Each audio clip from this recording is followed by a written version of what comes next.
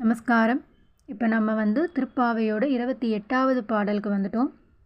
அது என்னன்னு இப்போ பார்க்கலாம்.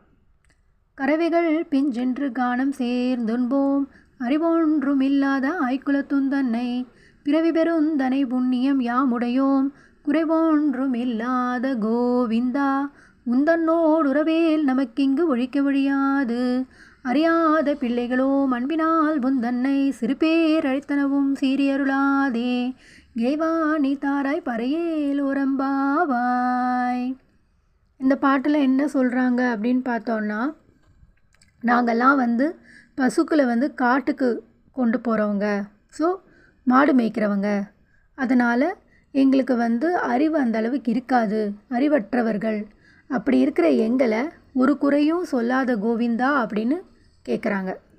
நீங்கள் எங்களோட பிறவி எடுக்கிற ஒரு பாக்கியத்தை நாங்கள் அடைஞ்சிருக்கோம். அதனால் கூட சேர்ந்து வாழற அந்த உறவு எங்களுக்கு ஒழிக்கவே முடியாது.